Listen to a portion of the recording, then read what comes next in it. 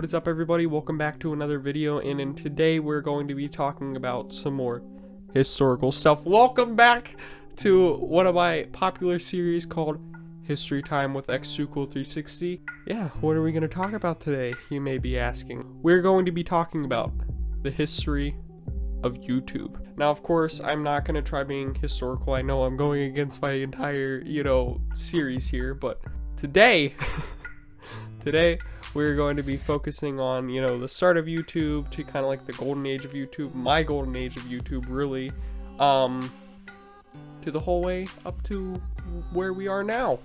YouTube was made in February of 2005 as kind of like this small video sharing website. It wasn't really, too spectacular at that time. Not a lot of people knew about it. I didn't even know about it until like 2 years later, I believe, maybe a year later. I don't know. I don't remember my very first YouTube video, but I'm pretty sure a lot of people know the very first one. I believe it was called Me at the Zoo. Very wholesome video, I gotta say so myself. Very, very wholesome. Yeah, but YouTube has been such a huge staple in the internet as of now. I mean, like, if you think about it, YouTube is practically everywhere. With commercials, even, with video gaming, or even just regular stuff sharing products. I mean, half the products you see are advertised on YouTube. YouTube is such a huge powerhouse in today's standards that, a lot of people say it's really hard to get on YouTube and on the grind and everything, which I do agree with.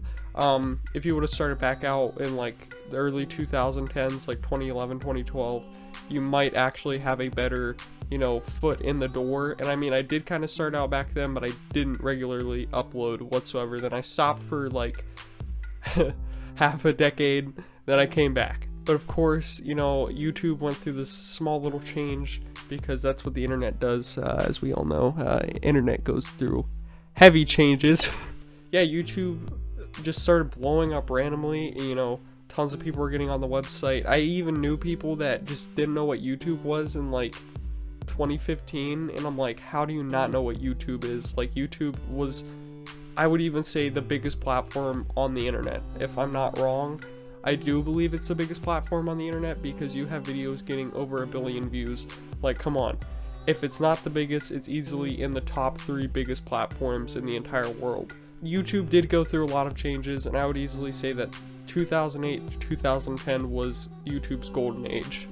A lot of the old videos that you would see, like this dude right here, I don't remember the video title at all, but this dude right here, yeah, that's my spirit animal right there. Drink break. Drink break. Also, this microphone's like really close to me. It's kind of hard to do stuff when my room's a complete mess. So cheers to that, bro. So you had other stuff like the Star Wars kid, and a slew of other videos that came out at the time that I can't go through, because if I did go through every single one of them, that would be a whole video to cover. And if you want me to cover that, I will happily do it, because I love talking about old YouTube. 2008 YouTube was easily my favorite YouTube. You had that classic, and I say classic, YouTube layout. Like, I don't know how to explain it, but it looked really, really bare bones, and there wasn't a lot on it. But now it's just, it looks so bland, and it doesn't have any like characteristics to it, in my opinion. Like, the YouTube I remember was like, you had their channel, I believe it was like in the top right, and it would show like everything on there, like the amount of views and the amount of subscribers and whatnot. And the subscribe button, before it turned red, it was yellow. Anybody remember that? Come on. Like, I know there's tons of people out there that remember that, and whatnot. But yeah, the subscribe button was yellow, as many people probably do remember. And you had this beautiful music, the 007 sound system, I believe it was called.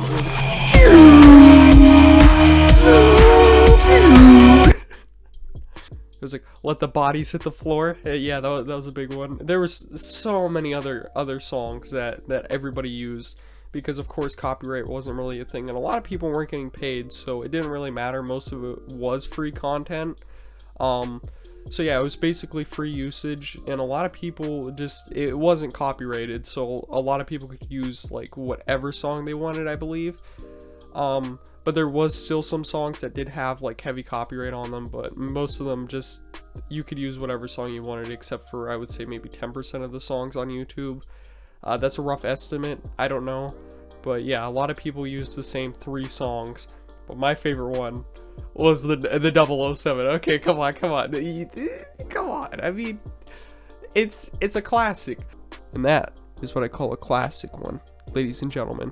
I was really big into zombies around that time. I got really into the lore and everything back when the lore was easy to understand and you didn't have to dig too far.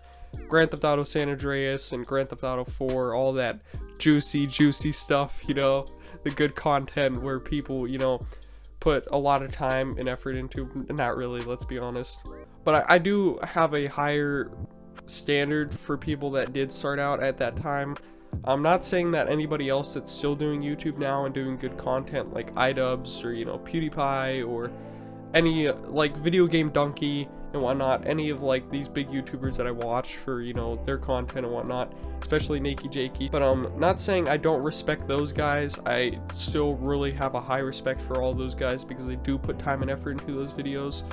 But back in like 2008, 2009, 2010, before I would say like ads even came, I think 2011 was the start of ads. I don't remember. I'll have to put it up if whenever ads started popping up, but this is before ads were even a thought. Tons of people were doing just content that they love doing, and I still highly respect that. If you go out of your way to do content that you really enjoy doing instead of being a clickbaiting asshole and a douchebag like J-Station, just saying. But if you do content like that, I do respect everything you do in that general sense, because it is hard out here doing this type of stuff, just doing the content that you love doing. So yeah, back then, although it wasn't the best content, but it's still content that people still love doing, and I can respect that in every single way. Now, of course, we get into the ad era, where I guess you could say more and more people were, you know, starting to do YouTube a lot more. YouTube was starting to pick up in popularity, and tons of people were, you know, becoming bigger. I mean, hell, does anybody remember Fred? Like, good God, I don't ever want to relive that time. But like in the early 2010s, you had, of course, you know, Fred. Yikes. But Fred was, I believe, the very first YouTuber to ever hit 1 million subscribers back in the day. So, you know, even though I'm not a big fan of it, you know, that's still a huge achievement, because 1 million subscribers back then was, you know, that was crazy. And just to see something like that happen, I guess the best way I can put it, because a lot of YouTubers now have over 1 million subscribers, and 1 million's kind of like the new norm, I guess you could say, in a way, because a lot more people have 1 million subscribers. It would be like PewDiePie hitting 100 million subscribers. That's the best way I could put it.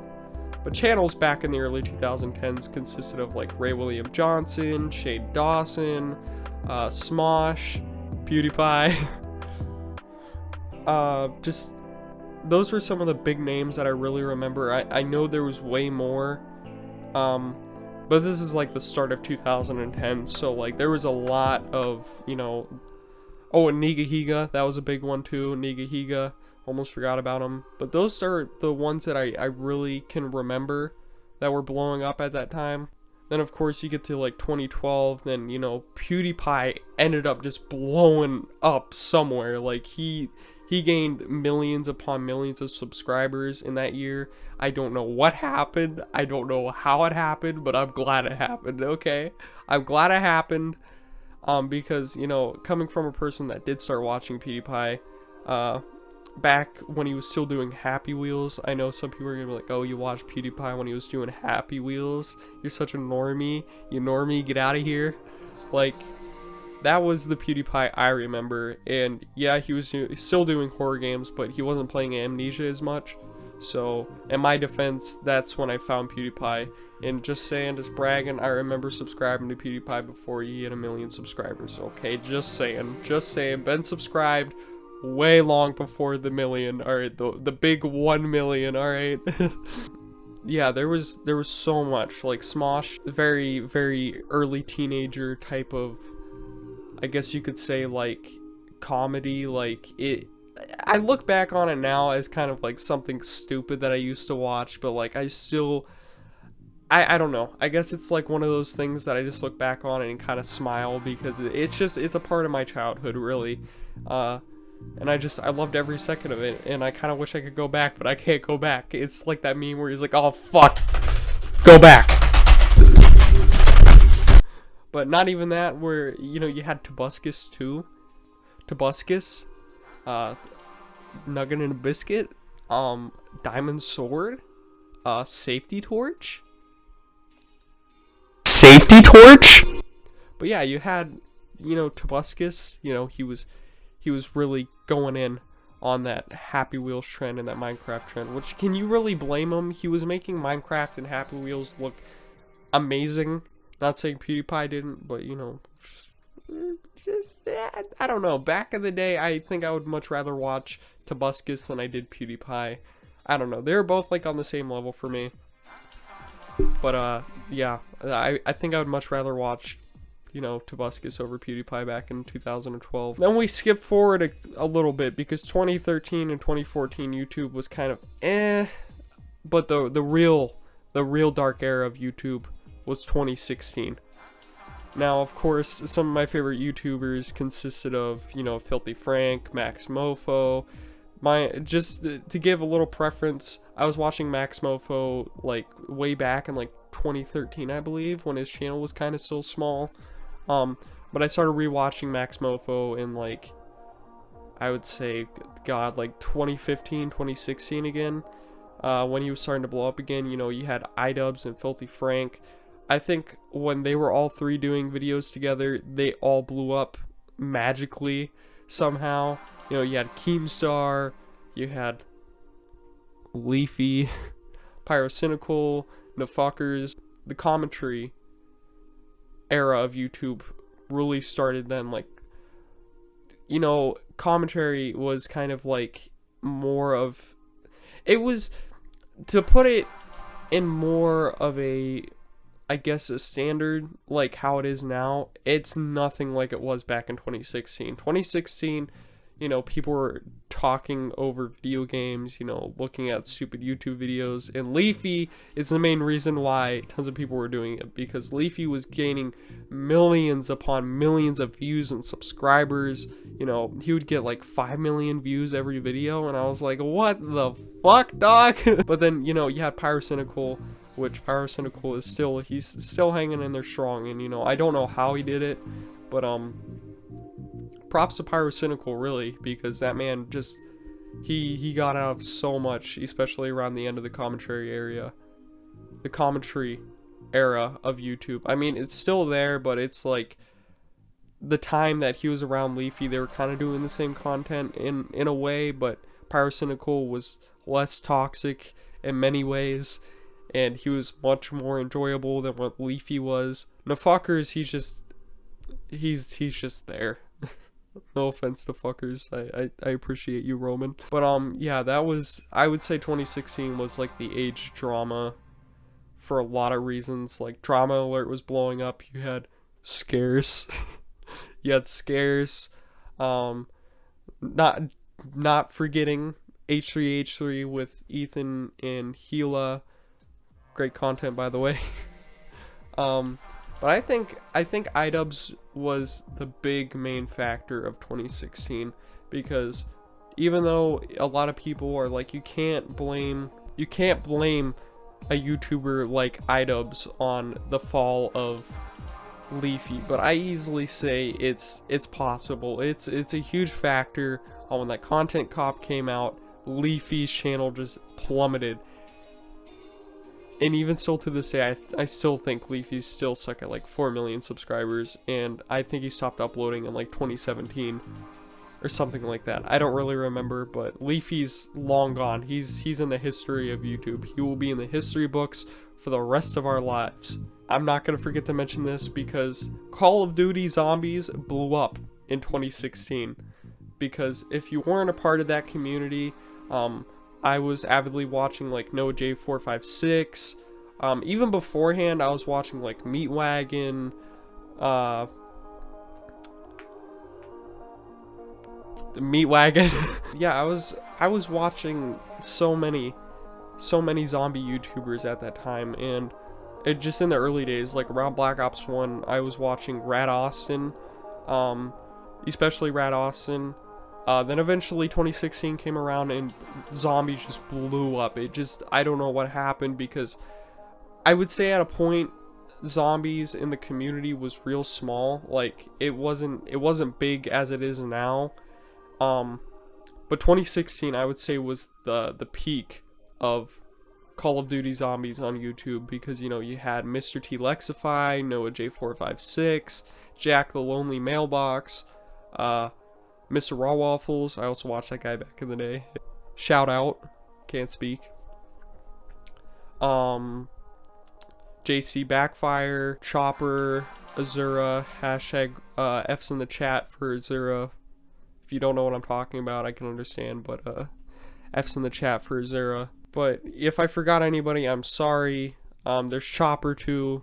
I know I'm forgetting people because there's so many others like Rat Austin and whatnot, and you know those guys are still, you know, thriving today. But the zombies community has fell apart ever since then. But yeah, I would say 2016 really blew up for Call of Duty Zombies. Then 2017, when Zombie Chronicles came out, there was just so much, and plus you had the Z House for both 2016 and 2017. Those were great years, and I wish I could relive them because I miss all the content from Black Ops 3 easily. But you know, all good things must come to an end, I guess you could say. But yeah, here we are now in 2019. Not much has happened ever since, I would say, start, golden age, ad age, drama age, and until now. There wasn't much that has happened. Nothing really, you know, phenomenal, you know, like 2016 was, or you know, 2012 was for YouTube. Yeah, I would say it's kind of been pretty bare bones. Nothing interesting has really happened. It's just kind of been bland on YouTube recently, and it kind of makes me sad, because it's just like, even though the drama age was kind of stupid, it was still, in my opinion, a good era of YouTube, because there was so much content that came out of it, so many memes, and I really do miss it. I really do. But if you did go on to enjoy this video and you want to see more of this stuff, make sure you like, comment, and subscribe, and I will see you all in the next one. See ya. Did I forget to do a skit in the middle of this video? Did I forget to do a skit? Did I forget to do a skit? Huh? Are you gonna bully me about it because it wasn't that historical? Huh? Did I forget to? Yeah, probably. Did I get in my feels? Oh, I don't want to say that. Did I get in my feelings during this video? Absolutely, because I miss old YouTube. Come at me. What are you gonna do about it? Huh? Huh? I'm so sorry for that. Thank you all so much for watching. I'll catch you all in the next one.